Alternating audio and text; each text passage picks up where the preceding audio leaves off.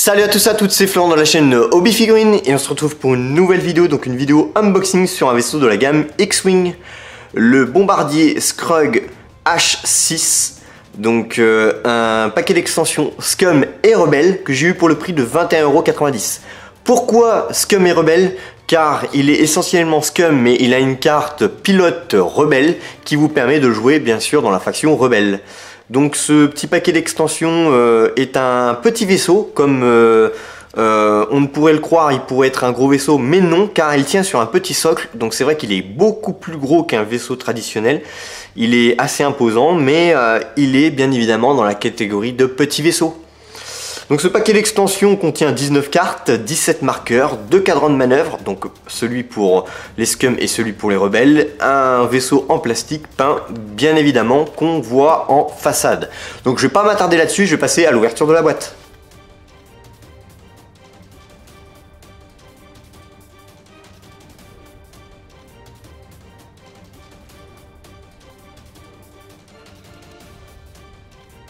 Donc ce petit paquet d'extensions contient toujours les mêmes éléments, que ce soit le socle, les cartes avec les jetons et la petite figurine.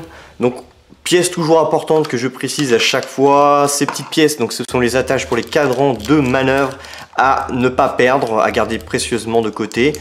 Voilà, ça c'est toujours essentiel. Toujours les petits socles avec les petites tiges. Donc vous voyez bien, c'est vraiment un petit socle comparé à la taille de la figurine. Donc la figurine, c'est un bombardier du coup Scum, on peut jouer en faction rebelle, qui est vraiment très sympa, avec une gueule plate, voilà, avec des petites tourelles, puis des petits éléments sont vraiment bien réalisés. La peinture assez vieillissant est toujours optimale, toujours aussi sympa. Non, franchement c'est vraiment top. Ils ont réalisé une belle petite figurine, moi j'aime bien. Après peut-être que d'autres vont pas aimer, mais bon, c'est les goûts et les couleurs. Pour le rangement, bon bah voilà, hein, ça va prendre un peu plus de place que d'autres figurines, mais relativement assez plat. Donc voilà, peut-être que ces éléments là, juste les petits canons des côtés sont peut-être fragiles, mais bon voilà, faire toujours attention bien évidemment. Ce sont des pièces de figurines de collection et de jeux, et ce ne sont bien évidemment pas des jouets. Donc ensuite nous allons passer aux éléments aussi importants, donc les planches et les cartes. Donc on va commencer par les planches. Donc on a deux planches, donc on a les cadrans Scum et Rebelle, donc les cadrans de manœuvre. Donc on va commencer par ça avec les manœuvres, car généralement c'est assez important de savoir un petit peu les manœuvres de chaque vaisseau. Donc là on peut voir qu'il y a quand même pas mal de rouge et pas mal de vert. En proportion, le rouge est assez choquant, il y en a quand même un peu trop à mon goût. Donc on peut voir qu'il a une manœuvre de 1 droit en vert, 1 en courbe à gauche et à droite en blanc. Il a un 2 tout droit en vert, 2 en courbe en vert, gauche et droite, et 2 virages à sec gauche et droite en blanc. Il a un virage à sec demi-tour en 3 en rouge, un virage à sec en rouge, un 3 en blanc, donc courbe de gauche et droite bien évidemment, un 3 tout droit en vert. Et pour finir, les deux manœuvres 4 et 5 tout droit, donc le 4 est en blanc et le 5 est en rouge. Donc c'est un vaisseau qui arrive quand même à faire du 5, mais en étant stressé, donc c'est bien pour s'éloigner pour les bombes, car c'est un bombardier comme vous vous en êtes peut-être douté. Au niveau des virages à sec, c'est vrai que le 3 est en rouge, donc c'est assez impressionnant. Par contre, le demi-tour est vraiment en virage à sec demi-tour et pas en demi-tour ligne droite. C'est assez intéressant. Donc il est vraiment... Ouais, j'ai vraiment hâte de savoir ce qu'il fait. Donc ce qui est bien, c'est qu'il a des manœuvres ligne droite, donc à 1 tout droit et un petit 1 en courbe, ce qui est pas mal. Pas de virage à sec en 1 en courbe, donc ça c'est... Bon, après, fallait s'en douter, c'est un bombardier, mais... non, relativement correct, malgré quand même les petits virages en rouge qui sont assez impressionnants. Mais en fait, finalement, ce sont les virages à sec gauche et droite demi-tour qui sont voilà, qui font penser qu'il a beaucoup de manœuvres rouges. Mais voilà, je pense qu'à mon avis, c'est assez intéressant, c'est assez polyvalent, c'est pas trop une enclume, donc c'est cool. Donc ensuite, les petits cadrans qu'on retrouve, donc on en a 3. Avec le numéro de VP et les pilotes génériques ou non génériques. Donc il a accès, que ce soit en rebelle ou en scum, en tonneau, acquisition de cible focus. Il a 3 dés d'attaque 1 d'esquive, 5 de coque et 5 de bouclier, donc c'est assez correct, ça fait un total de 10, mais par contre 1 d'agilité, ça peut fondre vite. Mais voilà, après c'est un risque à prendre quand on a ce genre de vaisseau sur la table. On a les tokens stress, bouclier, focus, critique, on a des numéros pour l'identifier, donc le numéro 70. On a ensuite 2 marqueurs de bombes. Donc on va voir les bombes un peu plus tard dans les cartes d'amélioration, donc des bombes assez sympas, vous allez voir. Ensuite, maintenant, on va passer aux cartes pilotes. Donc, première carte pilote, donc VP1, 24 points. Donc, ça fait un peu cher, je trouve. Mais bon, vu le nombre d'améliorations qu'il a, entre, tourelle, torpille, missile, manque d'équipage et 2 slots de bombes. Il n'a pas de texte car ce n'est pas un pilote unique, donc pas de kappa. Donc 24 points VP1. Ensuite on a la VP3, cette fois-ci avec une médaille, toujours pas de kappa, mais pour 26 points. Donc pour 2 points de plus, c'est plus intéressant de passer du coup à VP3 et avoir un slow médaille finalement supplémentaire. Ensuite on a Sol Sixa, donc 28 points, donc VP6. Donc toujours la médaille, et en texte, donc du coup en kappa, vous pouvez larguer des bombes en utilisant le gabarit virage à sec 1 droite ou gauche bien sûr, au lieu du gabarit 1 tout droit. Donc ça c'est pas mal, ça me rappelle du coup le Slave 1 qui a aussi un truc dans ce genre. Donc ça c'est plutôt pas mal, et du coup ça rend le truc très imprévisible. Donc j'adore, franchement c'est peut-être un de mes favoris d'ailleurs. Ensuite on a toujours en scum, le capitaine Nim, donc 30 points, bien sûr toujours la médaille. Vous pouvez ignorer les bombes alliées quand un vaisseau allié défend. Si l'attaquant mesure la portée au travers d'un marqueur de bombe allié, le défenseur peut ajouter plus 1 au résultat esquive. Ça le rend beaucoup plus défensif, sachant qu'il a qu'un seul dé d'esquive. Bon voilà, c'est un peu mieux, mais bon après, il faut bien évidemment avoir des marqueurs de bombe en travers finalement des phases de tir. Donc c'est vraiment peut-être une kappa que vous n'allez pas forcément avoir souvent à utiliser, sauf si vous avez vraiment un champ de mine. Ensuite on finit avec le seul pilote rebelle, donc VP8, 30 points, donc comme son homologue, le même nombre de points pour une VP8. Il a bien évidemment aussi la médaille, et une fois par tour vous pouvez empêcher une bombe alliée d'exploser. Donc ça c'est vraiment aussi très fort. Donc en scum c'était vraiment celle avec les virages à sec en 1 pour larguer les bombes qui était ma favorite. Mais en rebelle, bon il n'y en a qu'une, elle est forcément ma favorite parce que empêcher une bombe d'exploser, c'est vraiment très fort, c'est vraiment très intéressant.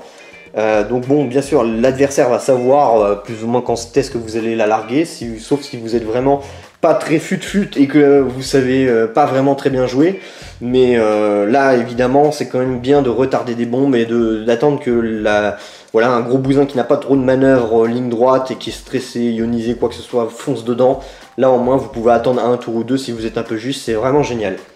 Donc première carte d'amélioration, réflexe éclair, petit vaisseau uniquement, donc la médaille, 1 point. Après avoir exécuté une manœuvre blanche ou verte de votre cadran, vous pouvez défausser cette carte pour faire pivoter votre vaisseau de 180 degrés. Ensuite recevez un marqueur de stress. Après l'étape, contrôlez le stress du pilote. Ensuite on a le traceur de champ de mine, donc 0 point, donc le petit slow radar.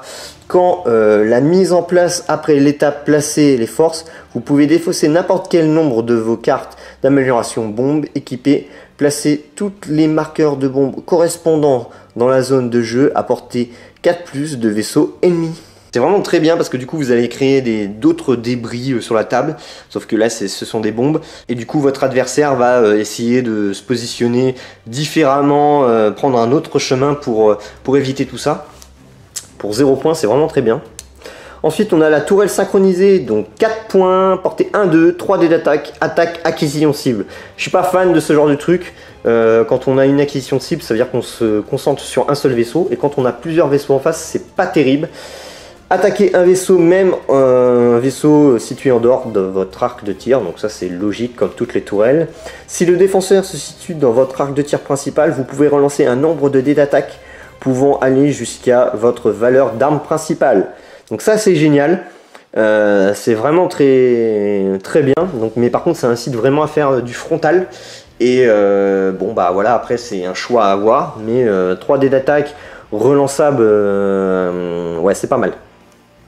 Ensuite on a Torpille sismique, donc 2 points. Action, défausser cette carte pour choisir un obstacle situé à portée 1-2 et dans votre arc de tir principal.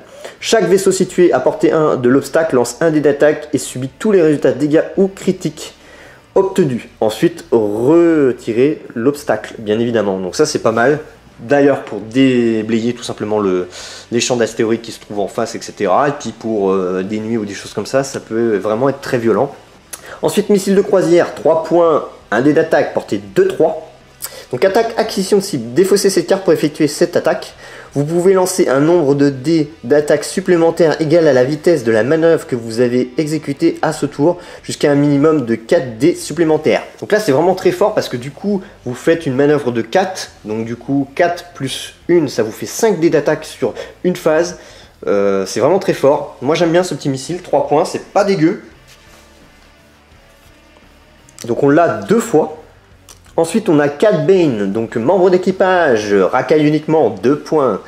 Votre bandeau d'amélioration gagne l'icône d'amélioration, du coup, bombe. Une fois par tour, quand un vaisseau ennemi lance un dé d'attaque en raison d'une bombe alliée qui explose, vous pouvez choisir n'importe quel nombre de résultats focus et vierge, il doit relancer ses résultats. Donc ça, c'est très vicelard, mais pour 2 points, c'est un poil cher. Je l'aurais mis plutôt à 1 point parce que...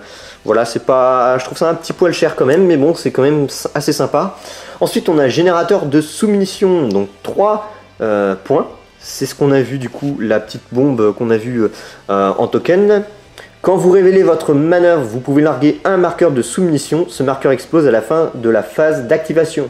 Un marqueur de sous-munitions, dont des marqueurs de bombes. Les marqueurs de bombes explosent comme décrit sur leur carte d'amélioration correspondante, produisant alors l'effet suivant.